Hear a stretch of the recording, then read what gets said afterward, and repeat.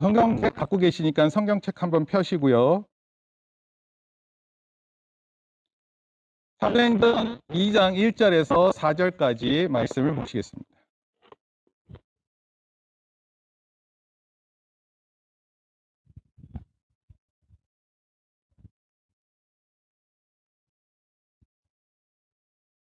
사도행전 2장 1절에서 4절 말씀입니다. 성경책이 없으신 분들은 그 핸드폰에 성경책 펼쳐서 보셔도 됩니다. 오늘 조금 곳곳에 있는 성경 말씀을 좀 보게 될 것 같아요. 그래서 성경책은 꼭 같이 펴셔서 우리 보셨으면 좋겠습니다. 2장 1절에서 4절까지 말씀이고요. 제가 한 절 읽고 성도님들께서 한 절 읽어주십니다. 네. 혹시 지금 여기 와이파이로 얘 걸리지 않게 해주세요. 다른 소리 들어오면 안 돼서. 블루투스로 연결되는 거라서 확인해 주시면 됩니다. 연결 안 하시면 됩니다. 제가 한 절 읽고 성도님들께서 읽어주십니다. 오순절 날이 이미 이름에 그들이 다 같이 한 곳에 모였더니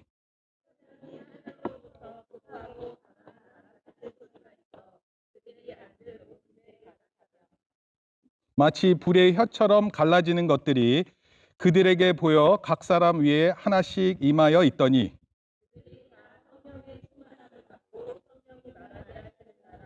다른 언어들로 말하기를 시작하니라. 아멘. 오늘은 성령 강림 주일입니다. 우리가 지난 부활절을 지내고 나서 50일을 생각하시면 됩니다. 예수님 부활 후 50일, 또 예수님 승천하신 후는 10일째입니다. 예수님은 제자들과 함께 하시고 말씀하셨는데 성령님에 대해서 말씀하셨어요. 특히 예수님께서 제자들과 함께 하실 때에도 성령님에 대해서 이미 언급하셨고, 특히 예수님이 이제 돌아가시는 금요일 날 전에 그 전에는 성령님에 대해서 아주 자세히 설명을 했습니다. 그때 보혜사 성령님에 대해서 이렇게 표현했어요. 보혜사. 보혜사라는 것은 무슨 절 이름이 아니고요. 예수님에 대한 또 다른 이름입니다. 옆에서 계셔서 우리를 위로하신다. 또 우리를 이렇게 카운셀러라고 보시면 됩니다. 우리의 마음속 깊은 곳에 있는 고민들을 내어놓으면 우리 예수님께서 그것을 들으시고 또 우리에게 필요한 말씀을 주시는 그런 것을 얘기합니다. 따라서 예수님은요, 이 성령님에 대해서 굉장히 제자들에게 말씀하셨고 또 그날을 잘 준비해서 기다리는 것을 가르쳤습니다. 그리고 얼마나 중요한 날일까 생각을 해봤어요. 여러분들한테 성령님이 오신 날, 이 사도행전 2장 1절이 얼마나 중요한 일 같습니까? 혹시 아세요? 얼마나 중요한 일일까? 제가 설명할 테니까 들어보세요. 우리가 하나님을 믿을 때 두 가지를 꼽으라고 할 수 있어요. 우리가 신앙생활을 할 때 두 가지를 꼽으면 첫 번째가 뭐냐면 내가 하나님을 믿게 된 일이에요. 내가 하나님을 믿겠다 다짐한 거예요.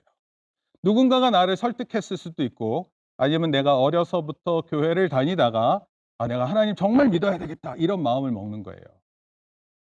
5살짜리 아이한테 선물을 주면 선물을 받아요, 안 받아요? 받죠. 마치 예수님을 나의 구주로 받는 것은 그 선물을 받는 것과 같습니다.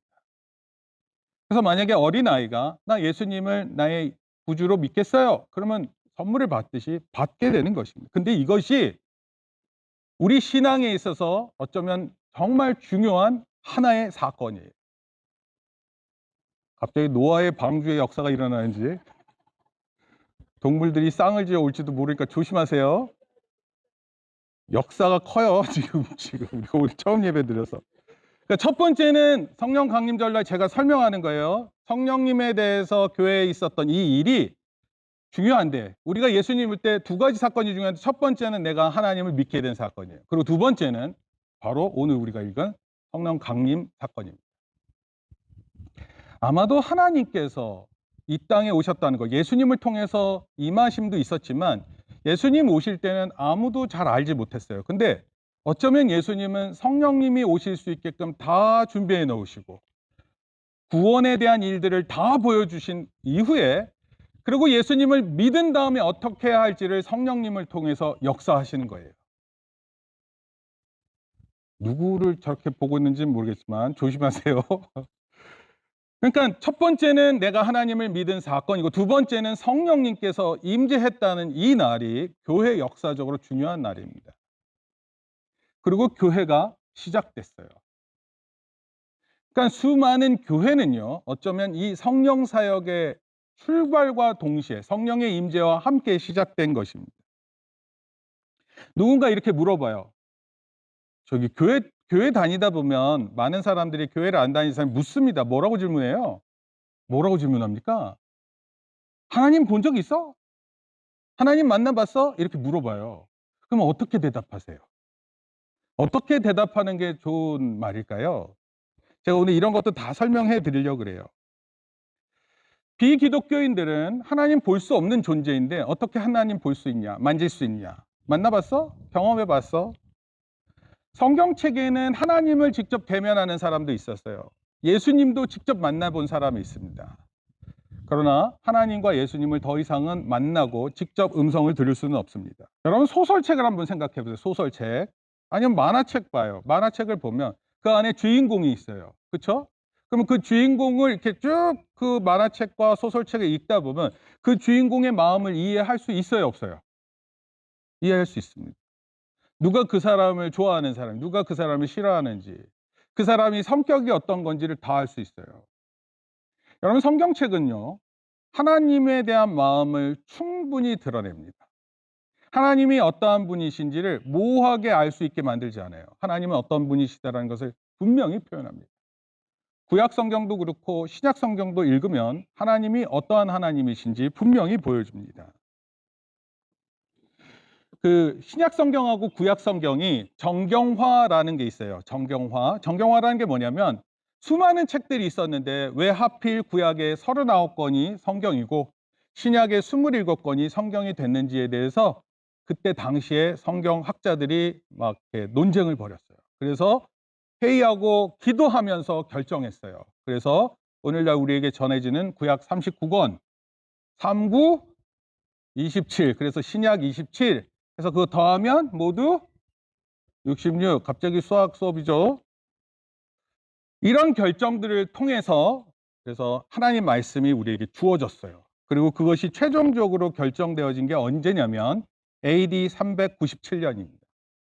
그러니까 지금부터 한 800년 전쯤에 일어났었던 일이에요. 그리고 그때부터는 성경 말씀으로 충분히 우리가 하나님을 만나고 그 성품을 알 수 있다 믿는 것입니다. 이것이 우리 장로교, 제가 속해 있는 예수교 장로교 합동 측에서 가지고 있는 기본적인 생각입니다. 하나님이 더 이상 우리에게 나타나시지 않으셔도 돼요. 왜냐하면 성경 말씀 안에 하나님의 마음을 다 알 수 있기 때문에 그렇습니다. 제가 예를 하나 들어보려고 그래요. 뭐냐면 이런 겁니다. 만약에 우리가 태어나기 전에 아버지가 계셨는데 아버지가 돌아가셨어요. 야생의 차가움을 느끼다가 이렇게 사람들의 따뜻함을 느끼는 동물인 것 같아요. 참 어떻게 저렇게 하고 있는지 모르겠네요. 아니면 먹을 걸 주실 분이 있나?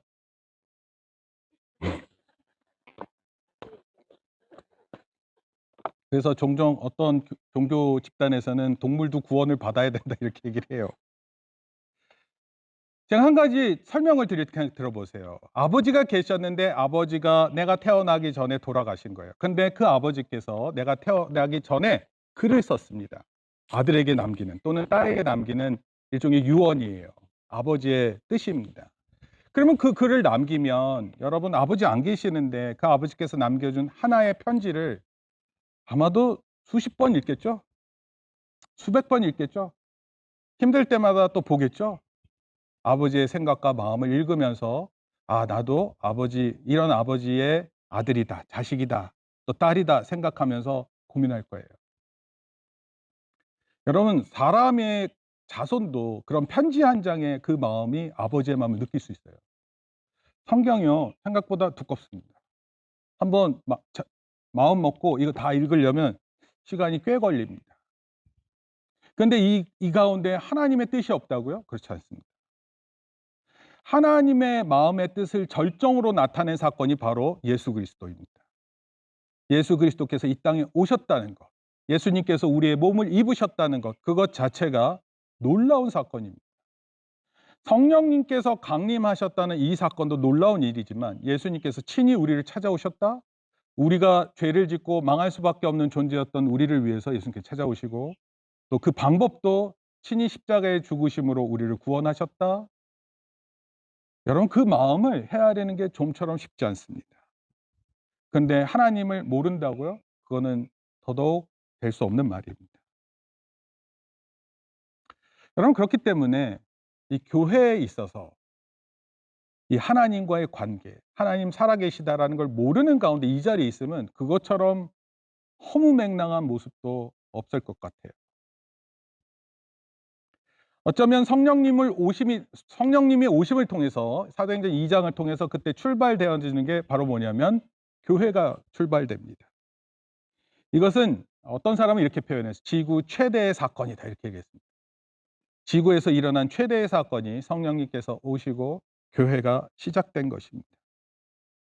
그래서 성령 강림절에 대한 또 다른 이름이 있어요. 그게 뭐냐면 교회의 생일입니다. 교회의 생일이다 이렇게 표현합니다. 어쩌면 제자들도 당시 예수님의 죽으심도 보고 부활도 보고 성령의 임하심도 경험을 했는데 해결이 많이 안 됐었어요. 생각 안에 신앙에 고민하는 거 많잖아요. 그런데 성령님이 강림하시고 점차적으로 모든 문제들을 해결하게 됩니다. 깨닫게 됩니다. 십자가에서 부활하셨다라는 뜻이 무슨 뜻인지 이해하기 시작합니다. 그리고 성령을 받은 이후에 제자들의 모습은 완전히 바뀝니다. 여러분 사람들이 물론 이제 우리가 코로나 상황이 좀 지나가면서 한 2-3년 지나니까 성장기에 있는 아이들은 진짜 많이 변해요. 진짜 많이 변하죠. 저는 만약에 우리 아이들 중에서 제일 많이 변했다라고 생각하면 나무가 제일 많이 변한 것 같아요. 나무, 민서, 주원이. 어떤 경우는 어떤 학생은 얼굴이 변해 가지고 언뜻 봐서는 모를 것 같아요. 제가 어제 이제 제가 맥도날드에 갔어요. 근데 아직 마스크 쓰고 하잖아요. 계산을 하는데 제가 카드로 이렇게 딱 돈을 내고 그러고 해서 물건을 받는데 갑자기 저한테 "혹시 정창경 선생님 아니세요?" 이러는 거예요. 그래서 혹시 내 카드에 이름이 거기 적혀져 있나?" 이러는 거 근데 아니나 다를까 얘가 제가 가르쳤던 학생이에요. 근데 걔는 설명을 하는데 제가 도무지 모르겠어요. 얼굴이 너무 많이 바뀌어 가지고 모르겠어요. 여러분 제가 지금 드리려고 하는 말씀이 뭐냐면 우리 반드시 성장이 있고 변화가 있는데 어떻게 변화가 일어나는지는 잘 모르는데 변화가 있어요. 성령의 강림도 마찬가지입니다. 우리에게 하나님이 계셔서 하나님 정말 살아계시는구나 이것을 깨닫고 살아가기 시작하면 우리 삶에 변화가 분명히 나타나는데 우리를 자주 보는 사람은 그걸 잘 모르지만 우리를 오랜만에 보는 사람은 분명히 충격적으로 받아들일 수 있어요. 그럼 따라서 성령의 역사 없이 신앙생활을 한다라는 것이 이상한 말이고요. 성령의 역사하심이 없이 제가 목회 일을 한다 이거는 거의 고문에 가까운 일이에요. 성령의 역사 없이 목회 일을 한다. 주의 일을 한다. 이런 저주도 없는 것입니다. 그러나 반대로 우리의 모든 삶은요. 성령의 역사 없이는 안 되는 일입니다. 성령의 역사 앞에서 우리의 가정의 일도 우리의 개인의 일도 부부 관계의 일도 또 사업의 일도 또 학업의 일도 모든 것이 달려 있기 때문에 그렇습니다. 이 성령의 임재가 우리의 삶과 뗄래야 뗄 수가 없는 관계에 있다 이런 뜻입니다. 교회에 있어서는 너무나도 중요한 일인데 그것을 가만히 깊이 살펴보면 우리 각자의 삶에 성령의 임재가 너무나도 중요한 것이라는 것입니다. 그래서 제가 오늘 이 교회와 관련해서 세 가지 말씀을 드리려고 그래요. 첫째, 한번 따라 하시겠습니다. 성령 강림과 교회의 새로운 출발은 주님의 약속입니다. 사도행전 1장 4절 5절인데 한번 펴보시겠어요? 사도행전 1장 4절 5절. 네, 한번 읽어주십니다. 사도행전 1장 4절에서 5절 같이 읽습니다. 시작.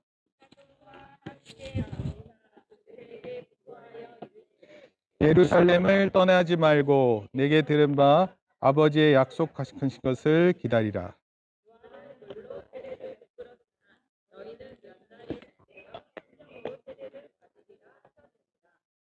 예수님께서 이렇게 말씀을 하신 거예요. 말씀. 예수님이 이렇게 말씀하시면 제자들은 대부분 잘 들었습니다. 그리고 그런 날을 준비했어요. 그리고 예수님께서 약속하신 대로 그 일이 실제로 일어난 거예요. 이 말씀하신 지 10일 만입니다. 10일. 여러분 말씀하신 뒤에 한 10일 정도 참을 수 있어요? 기다릴 수 있어요? 네, 기다릴 수 있죠. 여러분 여름방학 다가오죠? 안 다가와요? 막 기말고사가 있어서 안 다가올 것 같습니까? 다가옵니다. 또 좋은 날도 있고 노는 날도 있고. 예수님께서 우리에게 성령이 오신다는 날을 약속하셨고 그 이 말씀을 하신 후에 10일이 되던 날 딱 오셨어요. 성령께서 오셨습니다. 예수님 말씀 신실하십니다. 그 말씀을 분명히 약속하셨으면 그것을 지키십니다. 그리고 거기에 모여 있었던, 원래는 예수님 승천하실 때 몇 명이 있었냐면 500명이 있었어요. 물인 줄 아네, 쟤. 500명이 있었는데 그 500명 중에서 예수님의 그 성령을 경험한 제자들은 모두 120명밖에 안 됩니다. 10일 만에 380명이 기다리다 지쳐서 돌아갔어요. 되게 안타깝지 않아요?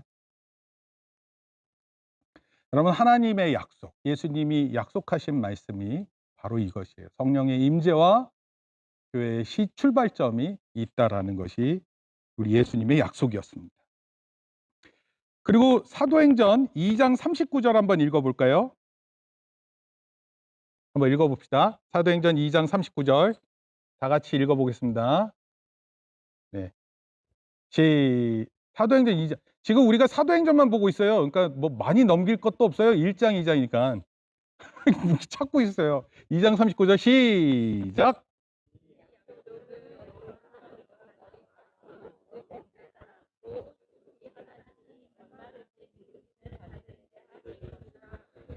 성령의 약속이요. 대상자가 누구인지 그때 120명인 건 분명해요. 500명 중에서 380명은 떠나고 120명은 그렇게 성령의 임재를 경험했어요. 그런데 사도행전 2장 39절을 보니까 모든 먼데 사람 이렇게 표현했어요. 모든 먼데 사람. 그게 무슨 뜻이냐면 바로 우리를 포함합니다. 우리도 기다리고 또 하나님의 때를 기다리면 성령의 임재를 경험하겠다 약속하신 거예요. 제가 이 말씀 드렸던 것 같아요. 여러분 성령이라는 것은 성령 임재 어떻게 확인할 수 있어요? 여러분 예수님을 구세주를 믿어요? 믿는 사람 손 들어보세요. 예수님은 나의 구주가 되십니다. 그러면 여러분은 성령님이 이미 여러분들에게 임재하신 겁니다. 왜냐하면 성령의 도우심이 없으시면 여러분 스스로가 예수님을 이거 내가 결정하는 거 아니야? 그게 아닙니다. 성령의 도우심을 통해서 그렇게 예수님을 나의 구주로 믿게 되는 거예요. 그러니까 예수님을 나의 구주로 믿기로 시작하는 고백이 있는 분들은 이미 성령의 임재를 경험한 것입니다. 성령의 임재를 뭐 5일에 한 번씩 경험하는 그런 게 아니에요. 성령의 임재는 한 번으로 충분합니다. 그런데 충만한 것이 중요한 거예요. 충만한 게. 왜냐하면 우리가 세상 삶을 살다 보면 덜 충만해요. 그리고 다른 걸로 충만해질 때가 있어요. 여러분 성경을 읽는 것이 충만하면 우리 생각도 마음도 달라져요. 하나님 뜻이 무엇인지 자꾸 알면 알수록 우리의 생각과 마음이 달라집니다. 그런데 성경을 다 읽지 않고 예배도 좀 소홀하게 되면 그때는 우리의 생각과 마음이 더 충만해져요. 그래서 내 생각이 더 우선시 됩니다. 내 방법이 더 우선시 되는 거예요. 그래서 제가 여러분들 한번 따라해 보세요. 성령님, 나에게 오시옵소서. 성령님, 내 마음에 오셔서, 제가 보는 사람들 내 마음에 오셔서 충만케 하소서. 성령님, 제가 다시 꿈을 꾸고 이상을 보고 미래의 일을 말하게 하소서. 하나님의 사람들은 이런 사람들이 되는 거예요. 직업에 상관없어요. 하나님과 동행하는 삶, 나이에 상관없습니다. 하나님의 사람들은 이와 같은 사람이 될 것이다 약속합니다. 그러고 나서 성령이 임재하신 후에 베드로가 38절에서 이렇게 얘기를 합니다. 베드로가 가르되 너희가 회개하여 각각 예수 그리스도의 이름으로 세례를 받고 죄 사함을 얻으라. 그리하면 성령을 선물로 받으리라. 그리고 실제로 많은 일들이 일어났어요. 방언을 통해 많은 사람들이 예수님 앞에 나아오게 됩니다. 이쪽에서 성령의 바람이, 오늘 다 저는 성령으로 다 생각을 할 거예요. 알아서 하십시오. 그리고 예수님께서는 성령이 임하시면 권능이 있겠다 그랬어요. 권능. 영어로는 authority 이런 표현을 쓰는데, 그것이 뭐냐면, 잠깐만요. 설교가 갑자기, 네. 바람이 불더니 설교가 날아갔어요. 예수님께서 권능을 주시겠다고 약속하셨는데, 이 권능이 뭐냐면 이런 거예요. 권위와 능력입니다. 어떤 사람은 권위만 있어요. 어떤 사람은 능력만 있습니다. 권위는 없는 능력만 있어요. 근데 이 두 가지가 필요한 겁니다. 그리고 그 능력, 권능을 가지고 우리가 살게 되는 거예요. 저는 우리 제일 나이가 어린 우리 그린이죠, 그린이? 우리 그린이도 하나님의 사람이라고 생각하고 믿고 지내면 권능이 있는 거예요. 그리고 우리 그린이가 기도하면 하나님께서 그 기도를 들어주시는 거예요. 하나님, 친구가 아픈데 빨리 낫게 해주세요. 이 친구 빨리 회복되게 해주세요. 기도 딱 해주고 그러면은 하나님께서 그린이 기도 듣고 고쳐주시고 그러는 거예요. 그럼 그 친구가 이렇게 얘기할 거예요. 너 기도 때문에 나았어. 이렇게 말하는 친구도 있고요. 그냥 내가 잘 나았어. 이렇게 얘기하는 친구도 있어요. 그렇지만 그린은 믿어야 돼요. 내가 기도해서 나았다. 여러분, 하나님의 사람들은요, 그런 하나님과 동행하는 삶이라는 것을 스스로 믿고 행동해야 돼요. 여러분, 그게 없으면 진짜 슬픈 이야기밖에 없어요. 하나님께서 나와 함께 하신다라는 걸 정말로 스스로 믿고 그렇게 행동하세요. 어떤 사람들은 이게 좀 지나쳐서 이렇게 아침마다 일어나가지고 거울을 보면서 자기를 보고 사탄아 물러가라! 내 안에 있는 사탄의 흔적들, 이거 다 사라지라는 거예요. 쓸데없는 짓 하고 맨날 나쁜 생각이 나고 나쁜 말 하려고 하는 거, 그걸 사탄이라고 하면서 막 저주하는 사람인데, 저는 그렇게 하는 걸 썩 좋아하진 않아요. 그러나 하나님을 믿는 마음에서 하는 행위는 좋다고 봐요. 그러니까 여러분들 아침에 일찍 일어나면 한번 이렇게 해보세요. 하나님, 따라 하셔도 돼요. 하나님, 저에게 새로운 아침을 주셔서 감사합니다. 어제 그렇게 피곤했는데 다시 새날을 주시네요. 못할 것 같아 포기할 것 같은 많은 일들인데 다시 한번 노력하고 시도해 볼게요. 사람들과의 관계가 무섭지만 그 일을 다시 회복하도록 노력할게요. 그럼 그런 마음을 갖고 하루아침을 눈을 뜨는 겁니다. 맨날 눈을 뜨면 어떻게 하지 걱정만 하고 하루 지내고 그런 일이 여러 번 되게 되면 그 마음이 짓눌려요. 여러분, 하나님이 함께 계시는 것을 분명히 믿고 움직이셔야 됩니다. 오순절 다락방 성령 강림의 역사를 소개하면서 제가 중요하게 느끼는 것이 있습니다. 그건 뭐냐면 이것이에요. 그때 당시 함께 모여서 있었던 성도들이 하나된 마음이 있었어요. 생각하는 게 많잖아요. 직업도 다르고 배경도 다르고 출신도 다르고 그런 거 아니에요. 근데 120명의 사람들이 하나 되는 마음이 있습니다. 그래서 두 번째 내용이 있어요. 한번 따라합니다. 성령 강림과 교회의 새로운 출발은 한 곳에 모여 시작되었습니다. 왜 하필 그 모여 있는 장소에 성령이 임하셨을까요? 그 마음이 하나 되고 있었기 때문에 그렇습니다. 그리고 그곳에 하나님이 임재하시는 거예요. 여러분, 분열돼 있고 통일돼 있지 않는 마음 속에서 서로가 마음대로 생각하는 사람들이 모여 있는 집단에 성령이 임재하신다고요? 그렇지 않습니다. 한 마음 한 뜻이 되어서 있는 그곳에 시작되는 것입니다. 우리는 코로나로 인해서 한동안 대면 예배 못했죠. 온라인 예배 드렸어요.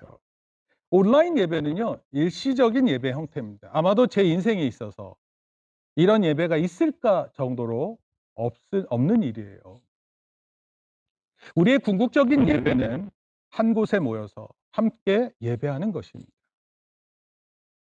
어떤 사람들은 온라인 예배가 편하다 보니까 온라인, 혹시 저한테 선택이 있는 거 아니에요?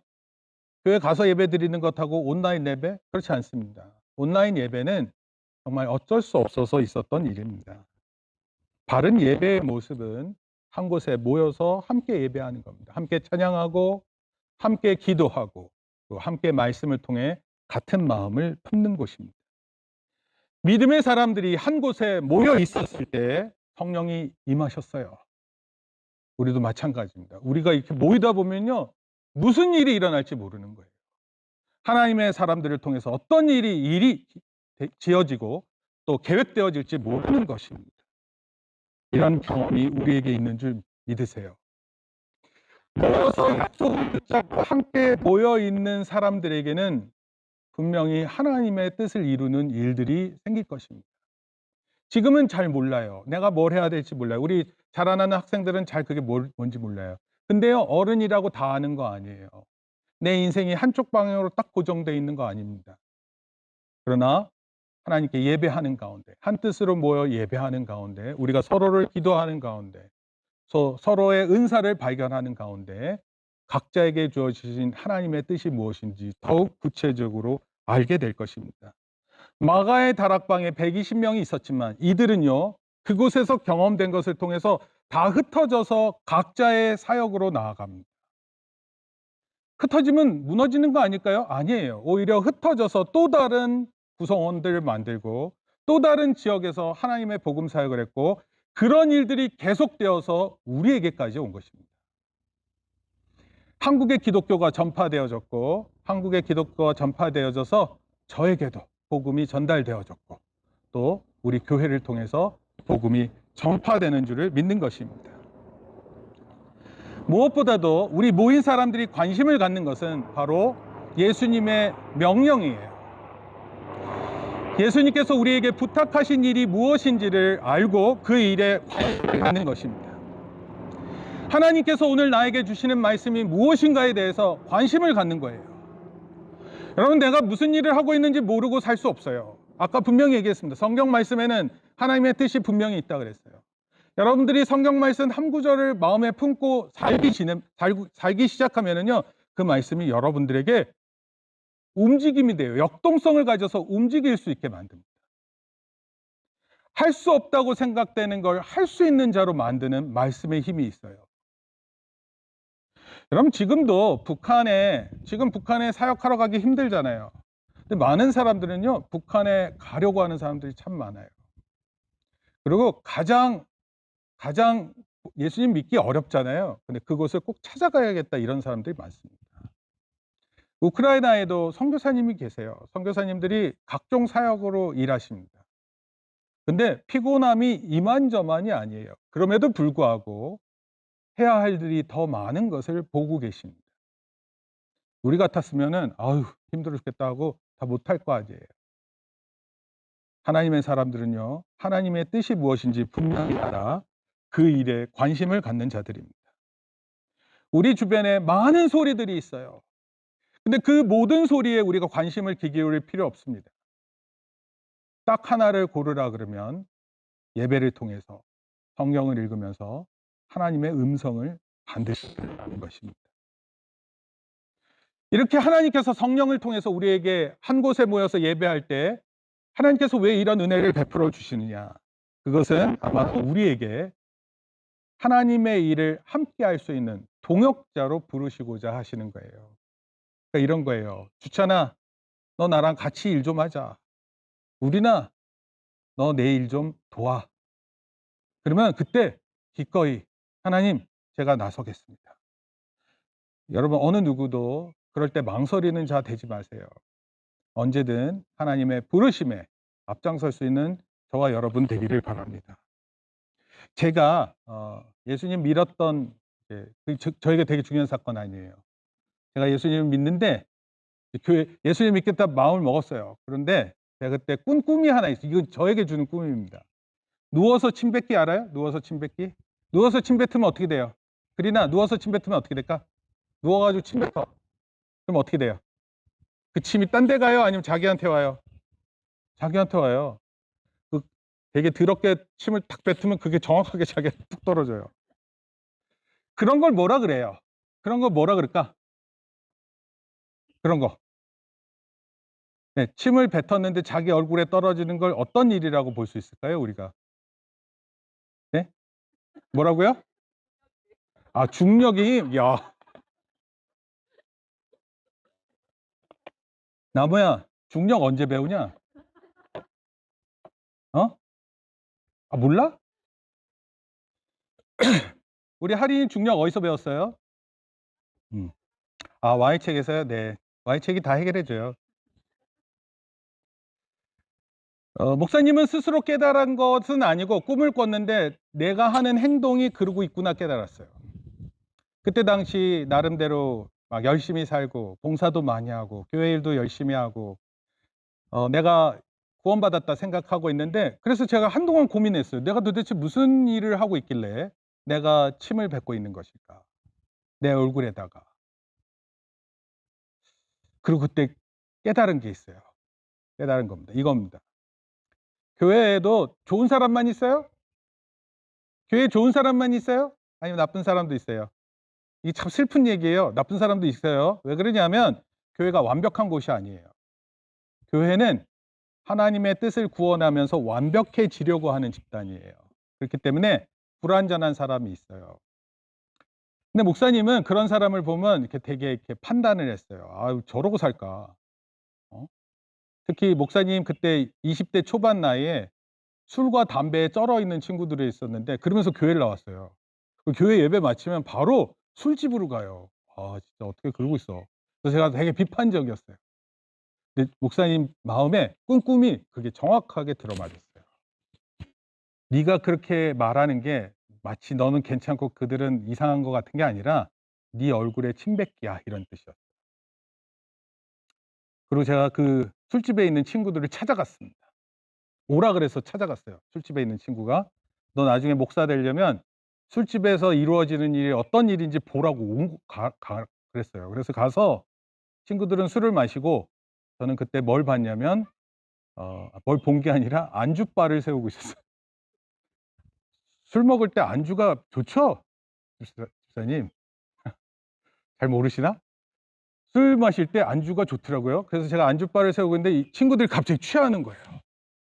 저는 언제 취하는지를 모르겠더라고요. 근데 갑자기 취하더니 무슨 일이 일어나냐면 친구들이 서로 용서하기 시작하더라고요. "아 나 너한테 미안했어." 아니 그런 얘기를 술집에서 하고 있더라니까. 그거 어디서 해야 돼요? 교회에서 해야 되는데. 깜짝 놀랐어요. 이 술집에서 해야 되는 거 여기서 하는 게 아니라 이 교회 와서 은혜 받아 가지고 은혜 받은 모습이 때로는 술 취한 모습처럼 보이거든요. 그래 가지고 그러니까 교회에서 술 취하면 안 되죠. 은혜 받아서 서로가 참 이렇게 눈물로 기도하고 축복하고 용서하고 이러는 게 있어야 되는데 그게 교회 안에 없으니까 술집에서 그러고 있는 거예요. 내가 그때 진짜 깨달았어요. 여러분 교회는 그런 곳이에요. 목사님도 완벽하지 않습니다. 그러나 완벽을 위해 가는 거고요. 서로의 안타까운 모습을 보고 그거를 어떻게 해서든지 품고 생각해 주는 것이 필요한 것입니다. 여러분 이럴 때 우리에게 변화가 있습니다. 성령의 강림을 통해서 우리에게 변화가 있어요. 제가 4가지 하고 이제 결론 내립니다. 첫째, 우리 존재의 변화예요. 따라합시다. 존재의 변화. 어떤 존재인지 말씀드릴게요. 예수님을 믿기 시작하면 예수님을 믿지 않던 사람에서 믿는 사람으로 변하는 겁니다. 예수님의 말씀을 모르던 자에서 예수님의 말씀을 믿는 자. 여러분 이게 놀라운 변화입니다. 성령 강림의 핵심은 바로 이거예요. 우리의 존재가 변화되는 거예요.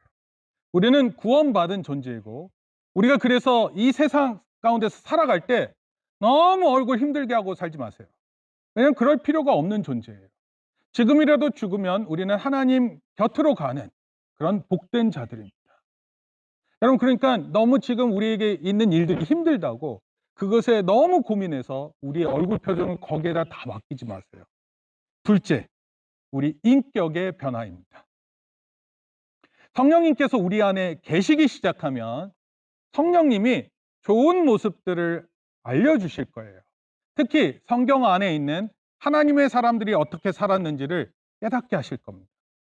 그러면 우리 자신이 나도 저렇게 하고 싶다 이런 마음이 생겨요. 나보다 행동이 바른 사람을 보면 우리들은 어떤 마음이 있냐면 나도 저러고 싶다 이런 생각이 있어요. 나보다 잘하는 사람을 보면 나도 저거 잘하고 싶다 이런 마음이 있는 거예요. 성령님께서 우리를 근본적으로 도와주셔서 우리의 인격이 변화되는 것입니다. 목사님이 예수님 믿지 않았었을 때는 욕도 잘했대요. 하도 제가 오래 전의 일이라서 잘 기억이 안 나는데 고2 때까지 욕을 잘하셨다가 그만뒀습니다. 그런데 있는 거예요.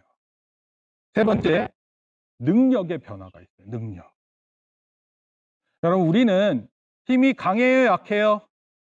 약해요. 우리 하리는 그걸 잘 알고 있네. 그럼 어떻게 해야 돼? 우리가 강해지려면 어떻게 해야 돼요? 네? 운동하면 되는 게 아니라 교회를 나왔는데 운동을 해요 하면은 그거는 저기 운동센터에서 하는 얘기고요. 그렇죠. 태권도에서 나오는 거죠. 어떻게 해야 돼요? 우리 힘이 없잖아요. 우리가 하나님을 믿으면 되는 거예요. 성령의 임하심을 받아들이면 됩니다. 성령님께서 우리에게 권능을 주시는 것을 분명히 믿으시면 돼요. 성령의 능력이 그들의 몸을 통해서 나타날 때 할 수 없었던 놀라운 일들이 일어났어요. 여러분, 기도하는 사람들은 능력이 크다고 합니다. 기도할 때 모든 병들이 낫는다고 합니다. 병이 안 낫는다고 해서 그것을 너무 섭섭해하지 마세요. 때로는 하나님의 뜻이 병이 낫는 것보다 병이 안 나은 상태에서 하나님께로 가는 것이 더 좋은 때도 있어요. 우리는 그걸 몰라요. 그러나 하나님의 뜻은 하나님의 뜻이에요. 우리는 우리가 할 수 있는 만큼 하고 하나님을 기대하면 되는 것입니다. 우리가 사업을 하다가 또 공부를 하다가 지칠 때 있잖아요. 그럼 어떻게 합니까? 목사님 그때 기도했어요. 하나님, 저 공부 잘하고 싶어요. 도와주세요. 그러면 도와주실까요? 안 도와주실까요? 목사님은 그걸 정말 깨달았어요. 하나님 도와주십니다. 모든 지혜와 모든 능력을 갖고 계신 하나님께서 하나님을 의지하는 자에게 주시지 누구한테 줍니까? 우리가 볼 때는 하나님을 믿지 않는 사람들한테 능력 주신 것 같죠? 그래 보여요. 근데 하나님은 진짜 일하실 때 하나님을 믿는 사람에게 더 크신 능력으로 함께 하십니다. 여러분, 정말 믿으셔야 돼요. 그리고 저는 하나님을 믿지 않는 사람들에게 좋은 능력이 있는 거 뭐 나쁘지 않아요. 그 사람들 통해서 좋은 일이 있을 수 있으니까. 그런데 하나님을 믿는 사람은 특별히 하나님의 능력이 있다는 것을 믿으셔야 됩니다. 마지막으로 심령의 변화가 있어요. 심령의 변화는 이런 것입니다. 망했어요. 망했다고요. 제가 6월 말에 설교 이미 하나 정했습니다. 히브리서 강의 다 끝나거든요. 그러면 6월 말에 6월을 마무리하면서 1년의 반을 마무리할 요나서 말씀을 읽을 겁니다. 근데 그 말씀에 보면 이런 거예요. 하나님의 사람으로 살아갈 때 때로는 맞이하는 어려운 마음이 있어요. 그게 뭐냐면 너무 안 되는 겁니다. 그리고 하나님은 자꾸 내가 하고 싶지 않은 일을 자꾸 하게 만드세요. 여러분, 그런데 그때 하나님의 뜻이 드러납니다. 그러니까 여러분들께서 반드시 기억해야 되는 것은 여러분들이 힘들고 어려운 그때 하나님 말씀 안 하신다고요? 아니에요. 사실은 그때 하나님께서 여러분들에게 큰 소리로 말씀하고 계세요. 그리고 하나님의 뜻이 무엇인지 그때의 말씀을 깨달으면 여러분의 마음이 기쁨이 충만해질 것입니다. 여러분, 진짜로 해보세요. 너무 힘들어서 밤에 잠이 안 와요. 2시, 3시인데 눈이 말똥말똥해. 내 생각으로 있으면 걱정 때문에 밤샐 것 같아요. 그때 선택하는 거예요. 하나님을 선택하는 겁니다. 하나님을 의지하는 겁니다. 그러면 하나님께서 나에게 임하십니다. 그리고 내가 가지고 있는 모든 문제를, 내가 가진 모든 문제보다 더 크고 위대하신 하나님을 발견하면 그때는 게임 끝. 2시 한 반쯤 깨달아요. 아, 내 몸이 많이 피곤하구나. 어서 자고 내일을 시작해야지. 이런 마음이 생깁니다. 그리고 단잠을 자게 됩니다. 할렐루야. 어려운 때 기도하세요. 하나님을 의지하십시오. 더욱 선명하게. 셰익스피어가 이렇게 말했습니다. 결론적으로 말씀드릴게요. 마음이 즐거우면 종일 걸어가도 피곤치 않지만 마음이 괴로우면 2km만 걸어가도 지친다. 2km. 아니, 아까 우리 올라올 때도 지치는 것 같던데 살짝. 스펄전은 이렇게 표현해요. 은사 중에 최고의 은사는 웃는 은사이다. 여러분, 억지로 웃으라는 거 아니에요. 하나님과 내가 함께하고 있다는 것, 성령님이 나와 함께 계신다는 것을 통해 웃으세요. 나의 힘이 되시고 언제든 나의 옆에 계셔서 필요한 고민과 질문이 있으면 그것을 언제든 앞에 계시는 하나님이 계시는 것입니다. 초대교회에 일어났었던 성령의 역사가 우리 각 개인들에게 또 우리 새롭게 예배를 드리는 우리 교회가 역사하는 사건이 됨을 믿습니다. 또 우리의 새로운 출발이 됨을 믿습니다. 이것을 통해 한 주간 다시고 또 6월을 잘 지내시기 바랍니다. 6월 바쁘죠? 할 일 많습니다. 예, 또 1년의 반을 마무리합니다. 최선을 다해서 수고하는 우리 교회 성도들 입니다. 모쪼록 성령 강림절을 통해 우리 모두가 성령님을 더욱 소망하고 성령의 충만함을 받아 존재의 변화, 인격의 변화, 심령의 변화를 맛보는 저와 여러분 되기를 축복합니다. 기도하겠습니다. 주님 감사합니다. 성령 강림절을 통해 우리에게 역사하여 주시옵소서. 또한 하늘영광교회 위에 역사하여 주시옵소서. 한마음 한뜻이 되어 주의 성령님을 소망하는 가운데 주께서 가르쳐 주시는 방향과 말씀과 명령대로 우리가 순종하며 나아갈 수 있게 복내려 주시옵소서. 우리 교회를 통해 많은 영혼이 구원받기를 소원합니다. 우리 안에 잘 알고 있는 친구들, 또 가족들을 생각하며 교회에 초대하며 하나님 구원의 역사에 참여할 수 있는 놀라운 역사가 있을 수 있도록 도와주시옵소서. 여름 성경학교를 위해 준비합니다. 하나님을 알지 못하는 30여 명의 학생들 이미 준비되어 있습니다. 이 아이들에게 잘 접근하고 또 잘 소개해서 예수님을 믿고 구원받는 놀라운 은혜가 있게 복내려 주시옵소서. 예수님의 이름으로 기도합니다. 아멘. 이제는 우리 주 예수 그리스도의 은혜와 하나님 아버지의 크신 사랑하심과 성령님의 감화 감동 교통하심이 성령 강림절을 맞아 성령을 통해 우리의 삶 가운데 역사하실 것을 기대하고 믿고 돌아가는 우리 성도들 머리 위에 이제로부터 영원토록 함께 있을지어다. 아멘. 우리 박수로 하나님께 영광 돌립니다.